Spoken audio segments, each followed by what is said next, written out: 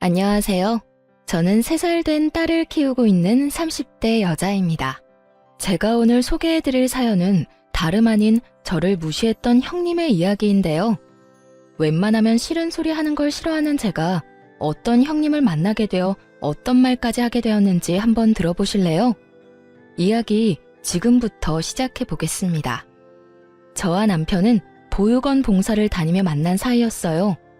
저는 그 보육원 출신으로 고아였어요. 보육원을 나오며 느낀 점이 많았고 돈을 벌기 시작하자 제가 살던 보육원에 자주 오가며 제 동생 같은 아이들과 시간을 보내던 중이었죠.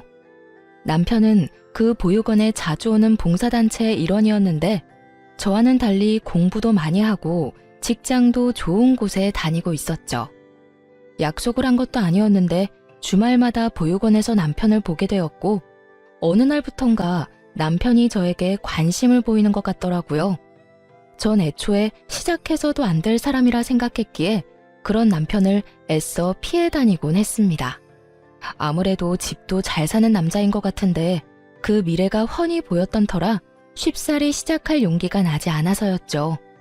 하지만 남편은 그런 저를 끝까지 붙잡아 주었고 한결같은 남편의 모습에 딱 연애까지만 하기로 마음을 먹고 시작하게 되었습니다.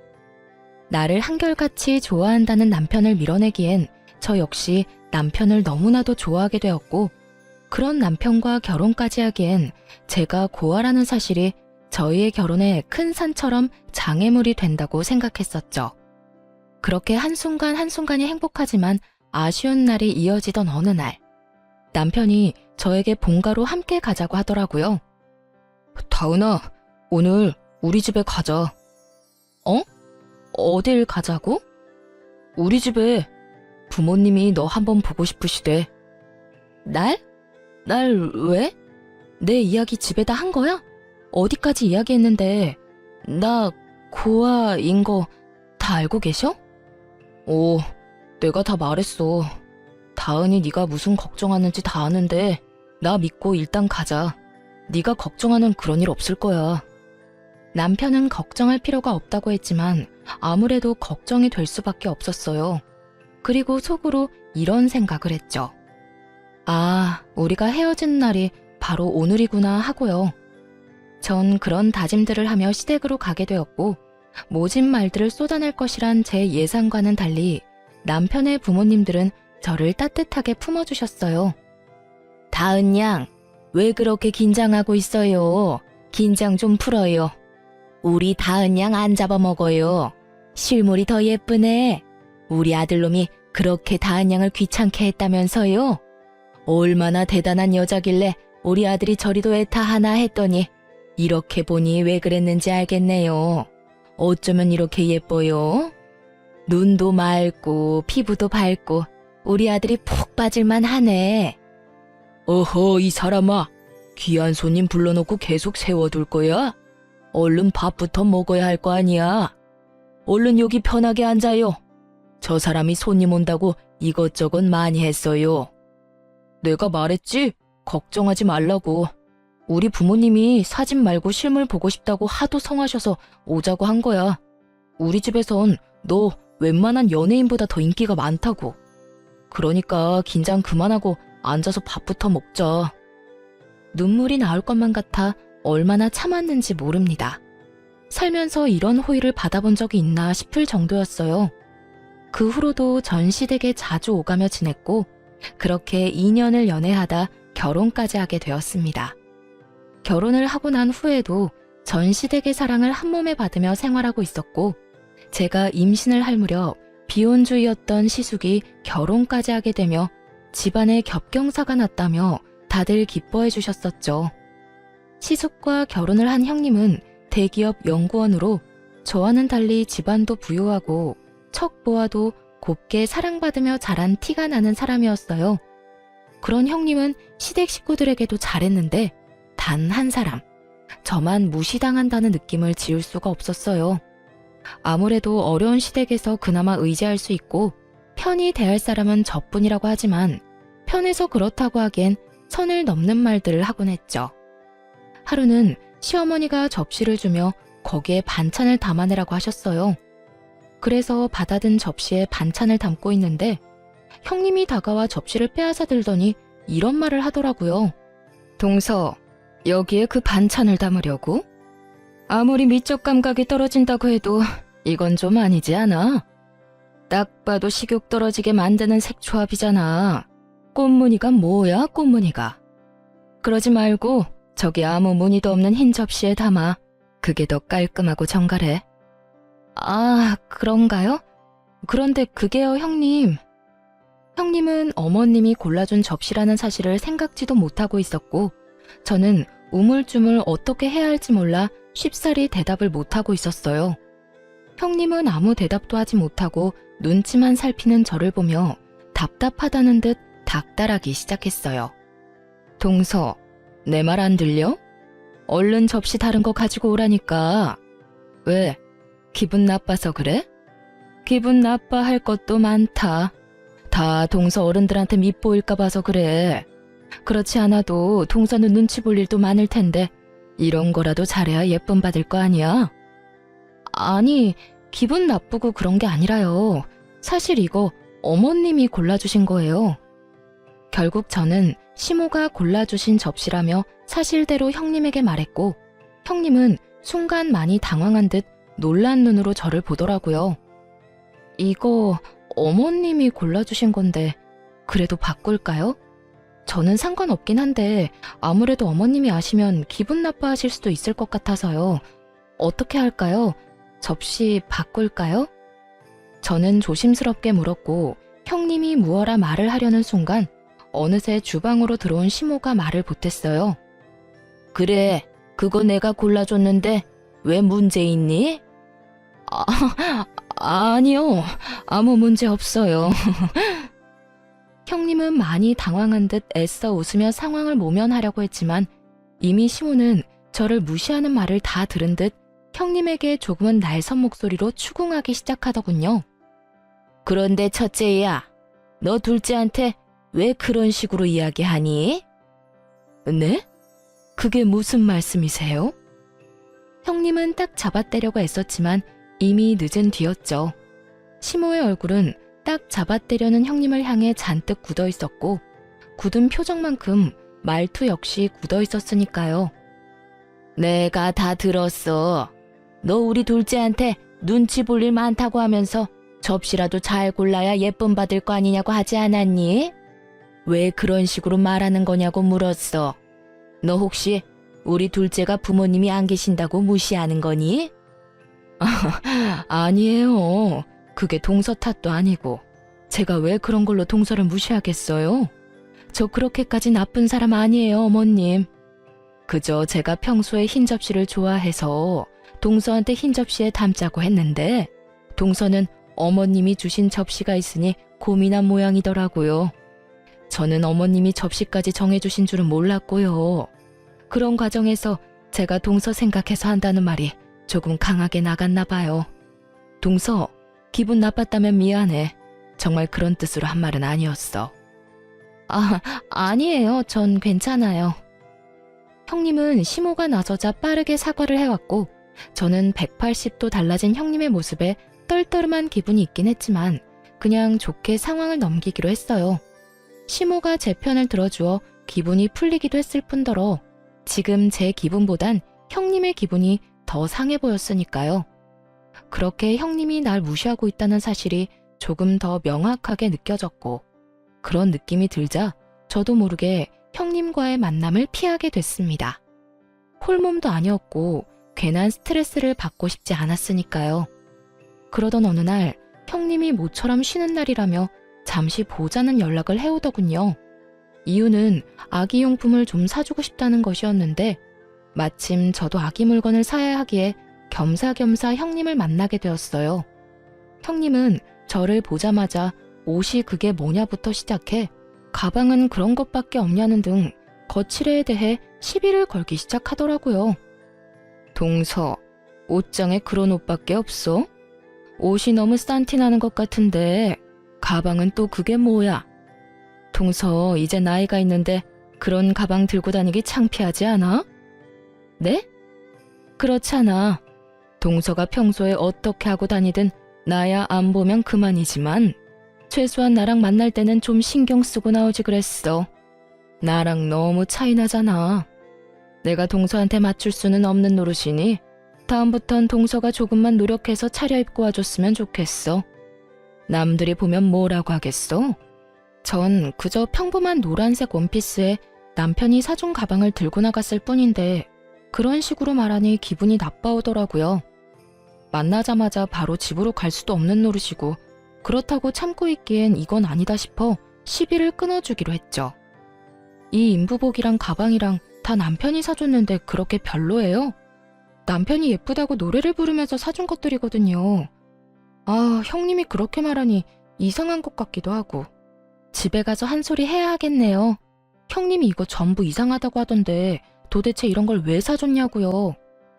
아, 서방님이 사줬어? 난 몰랐네. 그런데 동서, 서방님한테 뭘 그런 이야기까지 하고 그래? 그런 이야기는 하지 마. 괜히 서방님 오해하겠다. 나는 그냥 동서 옷 한 벌 사주고 싶어서 일부러 트집 잡은 것뿐이야. 내가 그냥 사준다고 하면 동서가 안 받는다고 할까 봐서 말이야. 아, 그랬어요? 난 진짜 이상한 줄 알았어요. 그런 거라면 전 괜찮아요. 인부복 디자인이 전부 거기서 거기라 새로 사도 비슷하더라고요. 배도 더 나오기 시작하면 옷태도 안 나고요. 그냥 있던 거 입을게요. 그럴래? 그러면 이제 아기용품 보러 갈까? 형님은 평소에 식구들의 이목을 엄청나게 신경 쓰는 사람인데 아니나 다를까 제가 남편 이야기를 꺼내니 바로 꽁지를 내려버리더군요. 그런 형님의 모습을 보며 저를 업신여긴다고 확신하게 되었고 저 역시 그런 사람에게 무엇도 받고 싶지 않았어요. 그 뒤로 아기용품을 사준다며 형님은 저를 끌고 다녔지만 다 있다고 하며 아무것도 받지 않았어요. 전 제가 필요한 물건을 사고 무거운 몸을 핑계 삼아 집으로 돌아와 버렸습니다. 집으로 돌아오니 일찍 퇴근한 남편이 저를 기다리고 있었고 저를 향해 걱정스럽게 물어오더라고요. 여보, 무슨 일 있었어? 너무 피곤해 보이는데 누굴 만나고 왔길래 표정이 그래? 아, 형님. 아기용품 사주신다고 해서 나갔다 왔어. 그래? 그러고 보니 형이 당신 뭐라도 사주라고 형수님한테 돈 줬다고 하더라. 그래서 뭐 사주시던데? 그럼 그렇지. 그간 제가 봐온 형님은 절대 스스로 나서서 저에게 뭘 사줄 사람이 아니었으니까요. 뭐든 많이 사주시려고 했는데 그냥 내가 안 받았어. 불편해서 받고 싶지 않더라고. 필요한 게 없기도 했고. 당신이 뭘 받고 싶지도 않다고 말하는 거 보면 형수님이 당신 마음에 안 든다는 건데 왜? 형수님이랑 무슨 일 있어? 아차 싶었어요. 연애 시절과 결혼 생활을 하는 내내 남편은 저에게 넘치는 관심을 쏟고 있던 터라 때론 제가 모르는 모습조차 알던 사람이었습니다. 그래서 불편한 사람에게는 제가 쌀 한 톨 받기를 꺼린다는 것을 그 누구보다 잘 알고 있었죠. 그런 제가 형님에게 아무것도 받고 싶지 않았다고 말을 해버렸으니 부인을 해봤자 이미 늦은 일이다 싶더군요. 무슨 일이 있는 건 아닌데 그냥 결이 안 맞는 것 같아서 불편해. 왜 그런 사람 있잖아. 싫은 건 아닌데 결이 안 맞는 사람. 나한텐 형님이 그런 것 같아. 약간 선을 지키며 지내는 게 좋을 것 같아서 그래. 그래? 다른 문제 있는 건 아니고? 그때 엄마한테 들어보니 형수님이 당신을 알게 모르게 무시하는 것 같다고 하던데. 설마 형수님이 당신 무시하고 그러는 거 아니지? 그런 거 아니야. 내가 무시당하고 가만히 있을 사람이야? 날 그렇게도 몰라? 하긴 당신이 순하게 내내 거리는 것 같아도 한 번 아니면 칼같이 끊어내지. 그래도 혹시나 무슨 일 있으면 꼭 나한테 말해. 알겠지? 전 괜한 불미스러운 일을 만들고 싶지 않아 애써 괜찮은 척을 했고 남편은 제가 괜찮다고 하니 일단 믿어주겠다는 식의 대답을 해주더군요.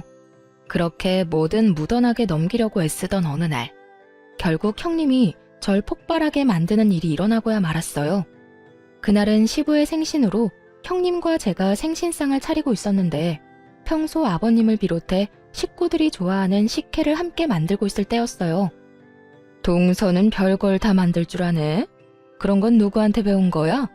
가르쳐줄 어른도 없었을 텐데. 아, 보육원에서 배운 거야? 이 말에 폭발을 했냐고요? 아니요. 기분이 좋진 않았지만 참을 수 있는 정도였어요.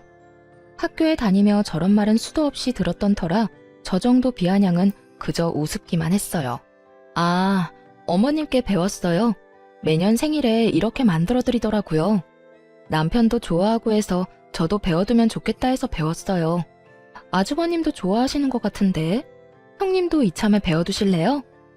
아유, 됐어. 그까짓 거 얼마나 한다고. 요즘 수제식혜 얼마나 잘 만드는데 사 먹는 게 편하고 좋아. 그렇긴 하죠. 돈 주고 사 먹으면 편하긴 해요, 사실. 전 이제 그만 대화하고 싶다는 의미로 고개를 돌려버렸고 그쯤 하면 제 뜻을 알아듣고 그만해도 될 텐데 형님은 기어코 입을 또 열어버리더군요. 편한 걸 안다는 사람이 왜 이 고생을 하는 거야? 그렇게 아버님 어머님께 잘 보이고 싶은 거야? 동서도 참 애쓴다 애써. 잘 보이려고 이러는 게 아니라 워낙 좋아하시니 만드는 거예요. 애쓰는 게 아니라 제가 하고 싶어서 하는 거라고요. 왜 매번 형님은 그런 식으로 생각하는 거예요? 제가 뭘 했다 하면 잘 보이려고 그런다, 애쓴다. 왜 그런 식으로 저를 깎아내리냐고요. 앞으로 그러지 마세요. 저도 좋은 마음에서 하는 일인데 그런 식으로 말하면 기분 좋지 않아요. 동서, 왜 그렇게 흥분을 해? 같은 며느리 입장에서 동서 힘들까봐 동서 생각해서 하는 말인데. 그리고 동서만 그렇게 생각하지 남들이 보면 동서가 사랑받고 싶어 안달난 사람으로밖에 안 보여. 다들 말을 안 하는 것뿐이지. 형님은 고삐 풀린 망아지처럼 고삐 풀린 입을 열고 있었고 도대체 무슨 말이 하고 싶어 서론이 저 따위인가 하는 생각에 되물어 보았어요. 뭐라고요? 하긴 부모 사랑이 고프긴 했겠지. 동서 친부모는 참 너무했다. 어떻게 어린 딸을 보육원에다 버릴 수가 있어? 그런데 나 진짜 궁금해서 묻는 건데 동서도 어릴 때 교실에서 돈 없어지면 도둑으로 몰리기도 하고 그랬어? 왜? 드라마에서 보면 그런 장면들 종종 나오잖아. 나 그런 거 보면서 진짜 궁금했거든. 왕따? 그런 것도 당한 적 있어? 형님은 선을 넘어도 한참을 넘고 있었고 그 순간 제 인내가 바닥을 찍는 느낌이 들더군요. 그저 드라마에서 나온 장면이었다면 저도 그렇게까지 화가 나지 않았을 겁니다. 하지만 드라마는 현실을 반영하는 것이 많듯 저 역시 그런 경험이 있었어요. 교실에서 돈이나 물건이 없어지면 다 믿는다고 하면서도 알게 모르게 저를 의심하던 눈빛들, 그리고 저를 따돌리려는 아이들이 말이죠. 그런 일이 있었든 없었든 형님의 말은 상처가 되기에 부족함이 없을 텐데 하물며 경험이 있는 저에게 저딴 말을 했으니 저는 폭발하고야 만 것이죠. 저는 폭발했다고 한들 소리를 지르거나 그러지 않습니다. 그저 사람 미쳐버리게 비아냥거릴 뿐이죠. 아, 그런 경험이요? 있긴 하죠. 왜 교실에 딱 그런 애들 있잖아요. 부모 잘난 거밖에 없으면서 꼭 자기가 잘난 것처럼 콧대 높게 굴면서 애먼 사람 괴롭히는 애들. 그런 애들이 주동에서 사람 하나 잡아대면 당해낼 방법이 없더라고요. 그런데 형님 그거 아세요? 꼭 그런 애들이 커서 제 버릇 못 버리고 자기보다 약한 사람이나 자기보다 아랫사람을 그렇게 괴롭히더라고요. 그리고 꼭 그런 인간들이 당하는 사람이 참고 있다는 걸 또 몰라요. 참아줄 때 적당히 하면 참 좋을 텐데 꼭 그 선을 넘어서 피를 보더라고요. 참 멍청하지 않아요? 그 좋은 집안에서 그 좋은 뒷바라지를 받으면서 마음 좀 좋게 쓰고 살지. 왜 그렇게 못되먹게들 사는지 이해가 안 돼요. 그렇지 않나요, 형님? 형님은 대기업 연구원답게 자신을 향한 제 비아냥을 단번에 알아들었고 순식간에 표정을 굳히며 제게 물어오더라고요. 동서, 지금 말에 가시가 있는 것 같다. 형님, 제 말이 생선이라도 되나요? 가시가 있게. 농담인데 안 웃으시네. 그런데요, 형님, 그렇게 정색하고 있을 필요 없지 않아요? 꼭 정곡이라도 찔린 사람 같잖아요. 설마 형님 학창시절에 그런 식으로 사람 괴롭히고 그러진 않았죠? 설마. 나를 뭘로 보고 그런 말을 하는 거야? 난 공부밖에 모르는 모범생이었다고. 형님, 그런데 그거 아세요? 공부 잘하는 모범생들이 나쁜 짓 하려고 마음먹으면 더 재수없고 얄밉게 잘하더라고요. 그냥 그렇다고요. 형님은 제 말에 전곡이라도 찔린 사람처럼 얼굴을 붉히며 아랫입술을 꽉 깨물고 있었고 전 그런 형님을 향해 최대한 얄밉게 웃어 보였어요. 제 웃음을 본 형님이 저에게 무슨 말을 하려는 찰나 시모가 주방으로 들어왔고 저희의 본격적인 첫 다툼은 일단락되었죠. 그날 이후 형님은 더는 제가 참아야 할 대상에서 삭제되어 버렸고 전 그 어떤 형님의 행동도 받아주지 않기 시작했습니다. 그 후 형님은 본인이 제대로 저에게 한 방 먹었다는 사실이 분한지 시비를 못 걸어 안달인 상태였고 전 그런 형님의 시비를 비아냥거림으로 받아주며 그 입을 막아버렸어요. 그렇게 크고 작은 부딪힘이 계속되던 어느 날이었죠. 그날은 시어머니가 우리 집에 반찬을 좀 가져다 주신다며 온다고 한 날이었는데 형님이 이 사실을 알고 반차까지 쓰고선 함께 왔더라고요. 저희 집에 처음 온 형님은 이리저리 집을 둘러보며 코웃음으로 제 심기를 거스르고 있었고 시모 역시 이런 저와 형님의 사이가 심상치 않음을 눈치챘는지 형님을 주시하며 살피고 있는 것이 보였어요. 하지만 이런 시모의 눈빛을 알지 못한 형님이 제가 반찬을 냉장고에 챙겨 넣자 흘러가는 말로 저에게 이런 말을 내뱉는 것 아니겠어요? 동서는 참 부모복이 많다고 해야 할지 없다고 해야 할지 모르겠어. 친부모는 동서를 버렸는데 시어른이 이렇게 동서를 챙기니까 말이야. 그리고 이 모습을 시모도 제대로 보고 말았죠. 모든 말을 정확하게 듣진 못했으나 부모복, 친부모라는 단어를 들어버렸고 그 자리에서 얼굴까지 붉히며 형님을 닥달하기 시작했어요. 너 지금 그게 무슨 말이야? 부모복? 친부모? 너 이때껏 다은이한테 그딴 말을 짓거리며 지냈던 거야? 어디 배울 만큼 배웠고 가질 만큼 가진 사람이 그딴 말을 아무렇지도 않게 짓거려? 하물며 내가 이렇게 눈 뜨고 보고 있는데. 너도 그렇지만 다은이 역시 나한테 딸 같은 며느리인 건 너 몰라? 어디 부모 보는 앞에서 그딴 말을 해? 아무 잘못도 없는 제가 봐도 무서울 만큼 시몬은 화를 내고 있었고 형님은 금방이라도 울 것 같은 얼굴로 변명을 쏟아내고 있더라고요. 어머님, 전 그런 뜻이 아니었어요. 그냥 어머님이 부모처럼 잘 대해주신다. 친부모님같이 동서를 아끼신다는 의미에서 한 말이었어요. 너 끝까지 이럴 거야? 네 표정, 네 말투가 그런 뜻이 아니었는데 어디서 끝까지 속여 먹으려고 그래? 내가 너 지난번부터 다은이한테 함부로 하는 것 같아도 네가 맏며느리이니 다은이한테 알려줄 것이 있나 보다 하고 참았다. 그래도 네가 다은이보다 많이 배웠고 다은이보다 나이가 많으니 뭐라도 하나 좋은 영향을 주겠지 하고 그냥 지켜봤는데 그 믿음의 결과가 이거야? 내가 웬만하면 이런 말까지 하고 싶지도 않은데 사돈이 너 이렇게 가르쳤니? 도대체 가정교육을 어떻게 받았길래 사람이 이따위로 최악이야? 시모는 형님이 어줍잖은 변명으로 상황을 모면하려는 행동에 더 큰 화가 나버리셨고 형님은 궁지로 더 내몰리고 있었어요. 어머님, 전 정말 그런 말이 아니었어요. 정말 동서가 너무 불쌍하기도 하고 부럽기도 하고 그래서 그랬던 거예요. 나쁜 뜻은 전혀 없었어요. 네가 왜 다은이를 불쌍하게 여겨? 너한테 그럴 자격이나 있다고 생각해? 다은이가 뭐가 부족해서 너한테 그런 말을 들어야 한단 말이냐고. 너 계속 말 같지도 않은 말 해댈 거야? 그럴수록 네 밑바닥만 드러난다는 생각은 못하니? 어머님, 그게 아니라 저는 억울해서 그래요. 정말 그런 뜻이 아닌데 저만 이렇게 혼내시니까 저도 속상해서 그렇다고요. 기어코 네가 집에서 쫓겨나야 정신을 차릴 거야? 내가 정녕 네 남편한테 오늘 네가 한 짓을 다 알려야 되겠냐고. 어떻게 된 인간이 이런 순간에도 네 감정, 네 상황만 우선시할 수가 있어? 네가 잘못한 건 생각지도 않는 거야? 시모의 입에선 결국 시숙의 말까지 나오게 되었고 그제야 형님은 손이 발이 되게 빌기 시작하더라고요. 어머님, 제가 잘못했어요. 제발 남편한테는 아무 말도 하지 말아주세요. 저 진짜 쫓겨나요.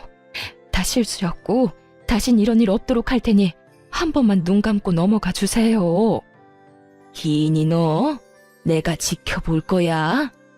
앞으로 내가 보던 말던 이런 짓거리 했다는 말 들리면 다신 우리 집에 발걸음도 못할 줄 알아.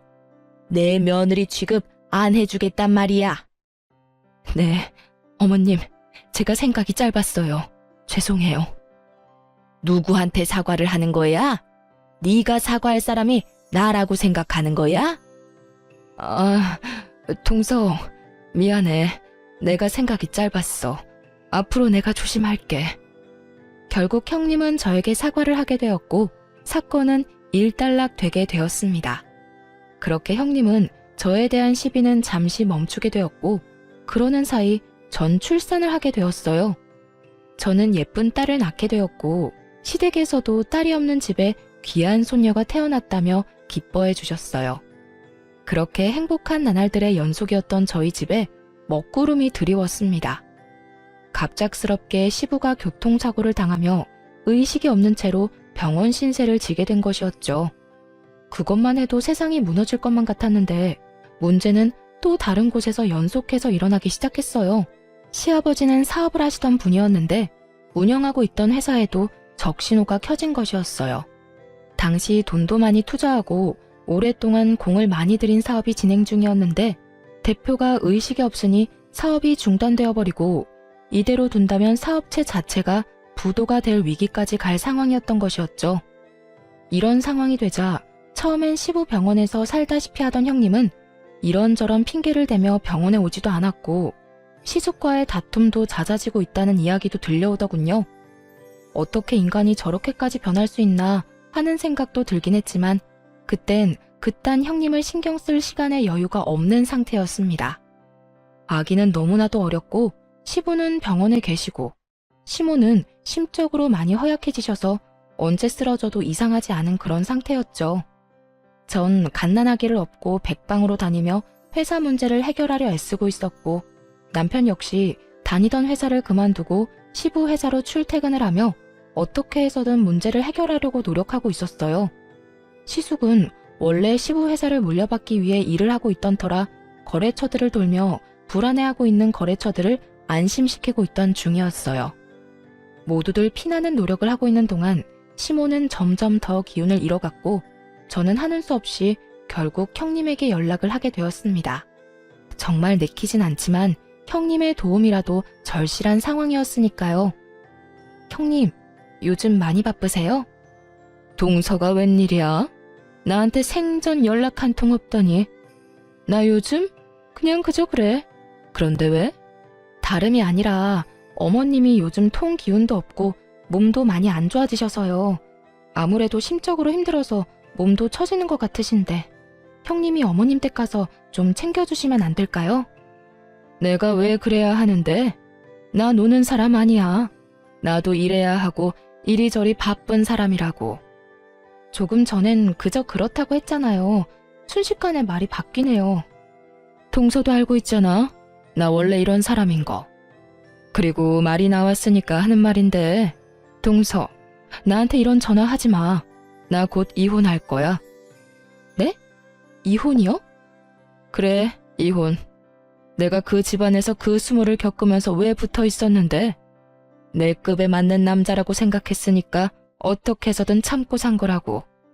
그렇게 참고 살다 보면 장남인 남편한테 그 회사가 갈 테니까. 그런데 지금 꼴이 어때? 아버님은 돌아가시기 직전이고 회사는 부도 직전에 어머님은 곧 몸져 눕기 직전이고 온갖 나쁜 일 앞두고 있는 게 뻔히 보이는데 내가 그딴 집이랑 계속 연을 이어가고 싶겠어? 형님은 이런 상황에선 이혼이 당연하다는 듯 저에게 훈수를 두며 사람 입으로 오물을 뱉어내고 있었고 점점 듣고 있던 귀가 썩어갈 지경이었어요. 앞뒤가 다른 사람이란 건 진작 알고 있었지만 이 정도로 최악이라고는 생각하지 않았는데 형님은 생각보다 더 인간 이하임을 증명하듯 선 넘는 말도 거침없이 내뱉더라고요. 더는 이런 사람에게 사람 대접을 해주고 싶지 않았던 저는 언성을 높이며 따져 묻기 시작했어요. 와, 진짜 너 내 생각보다 더 쓰레기구나. 어떻게 그런 말을 아무렇지 않게 할 수가 있어. 돌아가시기 직전이라고? 다른 건 다 그렇다 쳐도 그런 말은 하면 안 되는 건 몰라? 동서야말로 윗사람한테 버릇없이 반말부터 찍찍 내뱉는 거 보니 알만하네. 그리고 내가 틀린 말 했어? 맞잖아. 이때까지 의식 없는 거 보면 그 결말이야 뻔한 거 아니야? 하여튼 날 쓰레기라 하든 말든 상관없고 그 사람 출장에서 돌아오자마자 이혼하자고 할 거니까 그런 줄 알고 나한테 전화하지 마. 전화하라고 해도 안 할 거니까 걱정하지 말고 앞으로 네 신세나 걱정해. 내가 지금 이 순간을 땅을 치고 후회하게 만들어줄 테니까. 동서가? 아니, 이제 이혼할 건데 동서라고 할 필요도 없겠네. 사실 너같이 하자 있는 인간이랑 가족으로 엮이는 것 자체가 나 같은 사람한텐 불쾌하거든. 아는지 모르겠지만 말이야. 하여튼 네가 날 후회하게 만들 수 있다고 생각한다는 것 자체가 어이없긴 하지만 두고는 봐줄게. 과연 고아의 고졸인 네가 어떻게 날 후회하게 만들지 말이야. 그래, 잘 지켜봐. 고아의 고졸인 내가 좋은 부모 만나서 공짜로 대학 졸업장 받은 너한테 어떤 방법으로 이겨먹는지 말이야. 각오해도 좋을 거야. 어머나, 무서워서 눈물이 다 나려고 하네. 동서도 그러고 보면 참 불쌍해. 나는 이혼하고 돌아갈 가족이라도 있으니 이런 상황에 도망이라도 가지. 동서는 겨우 만든 가정 깰 수도 없으니 그러고 죽을 힘을 다해 애쓰는 거 아니겠소? 깰 수 없어서 애쓰는 게 아니라 깨고 싶지 않아서 애쓰는 거야. 난 너 같은 인간이 아니니까 말이야. 그래, 그렇게 생각하고 잘 살아봐. 네가 거지된 그 시대 것들 끌어안고 빌빌거리며 살 동안 나는 부자 남자 만나서 재혼할 테니까. 그러면 끊어. 다신 전화하지 말고. 전화를 끊고 나서도 한동안은 치가 떨려왔어요. 어떻게 이런 인간이 있나 싶어요. 제가 고아로 살아온 그 세월 동안 정말 별의별 인간을 다 봤지만 이렇게 추악한 인간은 처음이었고 저를 그만큼 화나게 만든 인간도 처음이었어요. 오죽했으면 고등학생 때 제 알바비를 떼먹은 사장놈이 착하게 느껴졌을 정도였으니까요. 하여튼 전 형님의 추악한 짓거리에 힘입어 회사 문제를 더욱 빠르게 해결해 나갔어요. 저 혼자만 노력한 건 아니었죠. 회사에서 20년, 30년 일해주신 여러 직원분들을 비롯해 입사한 지 반년도 채 되지 않는 신입사원분들까지 모두 한마음 한뜻으로 밤낮 없이 회사를 위해 노력했고 결국 저인 시부의 부재를 완벽히 메우게 되었습니다. 네, 회사에 사활이 걸린 일을 성공시킨 것이었어요. 그렇게 회사가 다시 일어서는 동안 형님의 이혼은 진행되고 있었고 마지막 법원 출석만 앞둔 날이었죠. 그날은 특별한 날이었기에 저와 남편 그리고 주인공인 시숙까지 모두 함께 법원에 가게 되었어요. 이혼이 선고되고 법원을 나서는데 형님이 또 비아냥거리기 시작했어요. 기다리고 기다리던 순간이었죠. 이제 정말 끝이네. 그동안 나 정말 수고하지 않았어? 급도 안 맞는 동서하고 가족으로 엮이느라 수고했고 그런 동서 편만 드는 당신 가족들 비위 맞추느라 수고했고 어쨌든 이제 이혼까지 했으니 다신 마주치지도 말자. 혹시나 쫄딱 망했다고 구질구질하게 찾아오거나 연락하지 말란 말이야. 그러면 가난하게 잘 살아. 형님은 한결같이 인간답지 않은 면모를 뽐내고 있었고 그런 형님을 저와 남편 그리고 시숙은 마음껏 비웃어 주었어요. 저희가 배를 잡고 웃어버리자 불안한 눈빛으로 이유를 묻더군요. 그런 형님에게 시숙은 모든 사실을 알려주었죠. 가난? 어떻게 하지? 당신이 그렇게 간절하게 바라니 가난하게 살아주고는 싶은데 그렇게는 안 될 것 같은데? 뭐? 그게 무슨 말이야? 우리 회사 다시 일어났거든. 거래 성사했고 그 덕에 우리 회사 창립 이래 최고 매출 달성 중이야. 이게 다 당신 덕분이야. 당신 덕분에 우리 모두 없던 힘까지 짜내서 일 열심히 했거든. 거기에다 이렇게 이용까지 해주다니 정말 고맙다 당신. 뭐? 그게 사실이야? 거짓말이지? 괜히 내 앞에서 불쌍한 모습 보이기 싫어서 일부러 그러는 거지? 그럴 리가 없잖아. 내가 다 알아봤는데. 당신의 회사 가망 없다고 분명히 다 들었는데. 그랬었지. 그대로 뒀다간 가망이 없었겠지. 그런데 어떻게 하지? 거래는 성사했고 결국 우리는 해냈는데 말이야. 거짓말. 다 거짓말이잖아. 형님은 끝까지 그럴 리 없다며 현실을 외면하고 있었고, 그런 형님에게 시숙은 계약 성사 계약서를 내밀며 이렇게 말했어요. 이래도 못 믿겠으면 어쩔 수 없지. 어쨌든 당신이 한 말처럼 다신 만나지도 말자. 구질구질하게 연락하거나 찾아가지도 않을 테니 당신도 그렇게 해주고. 어떻게, 내가 왜 이혼까지 했는데? 쫄딱 망할 줄 알고 한 이혼인데 이러면 안 되는 거잖아. 당신이 진작 나한테 말했어야지. 그랬으면 내가 이혼까진 안 했을 거 아니야. 당신 나한테 거짓말했어? 나랑 이혼하고 싶어서 사업 쫄딱 망했다고 거짓말한 거냐고. 도대체 어떻게 된 일이야? 망해야 할 집이 왜 다시 일어선 거냐고. 형님은 혼자서 막장 소설을 쓰고 있었고, 시숙은 저를 가리키며 이렇게 말했어요. 당신은 잘 몰랐나 본데 우리 재수씨가 능력이 출중한 사람이야. 임신해서 잠시 쉬고 있었다 뿐이지 우리가 진행하던 그 사업이 원래는 재수씨가 아이디어 내고 재수씨가 추진하던 사업이었다고. 원래 주인이 돌아왔는데 그 사업이 어떻게 실패하겠어? 당신한텐 어쨌든 고마워. 당신이 나랑 이혼할 거라고 하면서 우리한테 악담을 퍼부어줬다면서? 우리 재수씨가 그 말 듣고 힘내서 생각보다 더 빨리 사업을 일으켰지 뭐야. 뭐야? 그게 사실이란 말이야? 저 고아의 고졸 출신이 그런 일을 해냈다고? 그래, 당신이 그렇게 무시하던 재수씨가 해냈다고. 당신이 또 모르는 게 있는데 재수씨가 우리 회사에 일하던 시절엔 재수씨가 나보다 직급이 더 높았어. 그 정도로 능력이 출중한 사람이었단 이 말이지. 그런 사람을 감히 당신이 무시를 해? 당신이 뭐라고 사람을 무시해? 부모 잘 만난 거? 공부 좀 많이 한 거? 그러면 뭐래? 지금 그 모양 그 꼴인데. 그럴 리가 없어. 그럴 리가 없다고. 네, 맞아요. 저는 이미 결혼 전부터 시부의 회사에서 일을 하며 회사 내부의 일을 돕고 있었어요. 생각보다 경영이나 사업 추진에 소질이 있던 저를 시부께서 전적으로 믿고 밀어주셨기 때문에 가능한 일이었죠. 당시 제 직급은 친아들인 시숙보다 높을 정도로 시부는 저를 믿어주셨고, 그랬기에 저도 몰랐던 제 능력을 발견할 수 있었던 거죠. 그렇게 회사에 큰 도움이 되는 사업을 구상하던 중 갑작스레 임신을 하게 되었고, 가족이 무엇보다 중요했던 저는 태어날 아기를 위해 사업에서 한 발 물러서 쉬고 있었던 것이었죠. 이러한 사실을 전혀 몰랐던 형님은 저를 무시했던 것뿐 아니라 회사에 닥친 위기를 아무도 해결하지 못할 것이라 믿어 의심치 않았던 것이었어요. 모든 사실을 알게 된 형님은 자리에 주저앉아선 믿을 수 없다는 듯 혼잣말을 중얼거린다 싶더니 이내 정신을 차린 듯 시숙을 잡고 늘어졌어요. 여보, 내가 진짜 미쳤었나 봐. 내가 잠시 정신이 나갔었어. 우리 이혼 없던 일로 하자. 응? 제발, 내가 이렇게 빌게. 방금 내 말 못 들었어? 이혼해줘서 고맙다는 말. 그렇게 고마운 이혼인데 내가 왜 그걸 없던 일로 만들겠어? 난 절대 그럴 생각 없어. 여보, 그러지 말고. 우리 좋았잖아. 우리 사랑했었잖아. 당신이 나한테 한 번만 더 기회 주면 내가 정말 잘하면서 살게.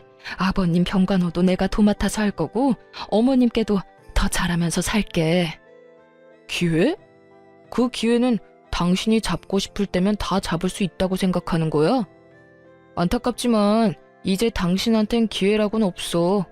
그러니까 구질구질하게 굴지 말고 잘 살아. 얼마나 잘 살 수 있을지는 모르겠지만.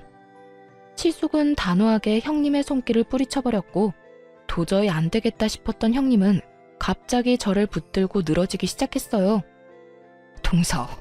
동서가 말 좀 잘해주면 안 돼? 우리 가족들 동서 말이라면 껌뻑 죽잖아. 이번에 동서가 회사도 일으켜 세웠으니 동서가 나 좀 받아주자고 한마디 해주면 다들 없던 일로 치고 나 받아줄 거야. 그러니까 동서가 말 좀 잘해줘. 우리 가족이잖아. 이제 와서 가족이라니 정말 웃기지 않나요? 언제는 저에게 가족으로 엮는 것 자체가 불쾌하던 사람이 저에게 가족을 운운하며 매달리고 있었어요. 그런 형님의 모습을 보는데 화가 나기는커녕 불쾌한 기분이 올라오더라고요. 전 그 불쾌한 손길을 뿌리치며 이렇게 말했습니다. 가족? 이제 와서 가족? 언제는 나하고 가족으로 엮는 것조차 불쾌하다고 하더니 이제는 가족이 되고 싶어? 그런데 어떻게 하지? 난 너 같은 인간이랑 가족 되고 싶지 않은데 힘들 때 나 몰라라 버리는 인간이랑 가족이 되고 싶겠어? 동서, 그땐 내가 제정신이 아니었어. 갑자기 집안도 힘들어지고 동서랑도 사이가 안 좋으니까 그냥 홧김에 그랬던 거라고. 그래, 내가 많이 예민해서 그냥 뱉은 말인데 이렇게 이혼까지 하게 될 줄은 몰랐어. 이렇게 후회하고 있으니까 동서가 제발 나 좀 살려주라. 후회? 좋은 말이네. 내가 말했지? 너 땅을 치고 후회하게 해준다고. 꼴 좋다. 그렇게 자신만만하게 굴더니 결국 내 말대로 됐네? 기분이 어때? 고아의 고졸인 내 앞에서 이렇게 무릎 꿇고 비는 기분이? 자존심에 금이 간 형님은 몸을 일으켜 저에게 달려들었고 전 그대로 반동을 이용해 바닥으로 내팽개쳐져 버렸어요. 형님은 그대로 바닥으로 고꾸라졌고 손을 툭툭 털며 말했어요. 진짜 꼴 좋다. 그러게, 마음 곱게 쓰라고 내가 말했지? 앞으로 네 인생은 늘 이 모양 이 꼴일 거야. 네가 부모가 있든 그 부모가 부자이든 말든 네가 인생을 그따위로밖에 못 살면 늘 그 모양 그 꼴일 거란 말이야. 그러니까 제발 착하게 좀 살아라. 아니, 제발 인간답게라도 좀 살아. 그렇게 저희는 돌아와 버렸고 그 뒤로 들려오는 형님의 소식은 쌤통 그 자체였습니다. 처음 형님이 이혼을 본가에 알릴 당시 본가에선 이혼을 반대했다고 해요. 하지만 형님은 다 망해가는 집안에서 가난하게 살고 싶지 않다며 막무가내로 우겨대는 바람에 이혼을 허락하게 되었는데 망해야 할 집이 더 크게 성공해버렸으니 크게 화가 난 것이었죠. 그 덕에 그렇게 자랑하던 본가에선 멍청한 이혼녀라고 불리며 무시를 당하고 있다고 하더군요. 그리고 그렇게 자랑하던 대기업 연구원 직업도 마찬가지였습니다. 제 버릇 남 못 준다고들 하죠. 형님은 회사에서도 저에게 했듯이 신입사원이나 집안의 어려운 직원들을 대놓고 무시하는 것도 모자라 왕따까지 시킨 것이 다 알려지며 권고사직이 난 상태라고 합니다. 그렇게 인간답게라도 살라고 했는데 제 말을 들어먹지 않는 건 여전하다고 생각했네요. 이젠 저와 상관없는 일이긴 하지만요. 이혼을 하고 난 후에도 형님은 시숙에게 매달리는 듯 했지만 한 번 더 연락하면 본가로 연락해버릴 테니 그런 줄 알라며 연락을 끊어버렸다고 하더군요. 그 뒤론 다신 연락이 오는 것 같지 않았고요. 그렇게 형님과의 인연이 끝이 나고 저는 또 육아에만 집중하며 지내는 중입니다. 시아버지는 천만다행으로 의식이 돌아오셔서 회복을 하고 계신 중이에요. 시어머니도 여러 가지 문제가 다 잘 풀리고 난 후 다시 생기를 되찾으셨어요. 어느 날은 저에게 이런 말씀을 하시더라고요. 다은아, 고맙다. 네가 이번에 고생이 많았다고 들었어. 사실 네 이야기를 처음 듣던 날 네가 달가운 건 아니었어. 나는 내가 그런 사람인 줄 몰랐는데 자식이 엮이니 나도 모르게 그런 마음이 들더구나. 그런데 계속 네 이야기를 듣고 네 사진을 보고 내 아들이랑 잘 지내는 모습을 보면서 네가 궁금해졌고 그렇게 널 처음 보는 날 내가 너를 품어줘야겠다고 생각했었어. 처음 본 그날 네가 너무 예뻤거든. 그런데 지금 돌아보니 내가 널 품은 게 아니라 네가 우리를 품어주고 있었구나. 너 때문에 우리가 다시 웃으면서 살 수 있게 됐어. 고맙다. 이렇게 말씀해 주시는데 정말 얼마나 울었는지 모릅니다. 저야말로 시부모님께서 저를 잘 품어주신 덕분에 이렇게 잘 살아가고 있는 것인데 저런 말씀을 해주시니까요. 전 저에게 계속 고맙다는 말씀을 해주시는 시모의 품에 안겨 앞으로 제가 더 잘하고 제가 더 사랑받을 수 있게 노력하며 살겠다고 다짐 또 다짐하게 되었습니다. 요즘엔 시댁에서 지내고 있는데 시숙도 시댁에서 지내며 즐거운 나날들을 보내고 있어요. 딸은 어느새 3살이 되었고 요즘엔 딸 재롱을 보는 재미에 푹 빠져 살고 있어요. 남편은 말할 것도 없거니와 시숙마저 저희 딸 재롱에 껌뻑껌뻑 넘어가선 지갑이 다치는 걸 본 적이 없네요. 그런 모습을 보고 있는 전 너무나도 행복하고요. 평생 외로웠던 저였는데 좋은 남편, 좋은 시댁을 만나 요즘처럼 인생이 즐겁고 행복한 적이 또 있나 싶거든요. 앞으로도 지금처럼만 행복하게 살 수 있도록 노력하며 살아가 보려고요. 이로써 저의 사연도 끝이 났네요. 저의 긴 사연 함께 해주신 분들 감사합니다. 좋은 하루 되세요.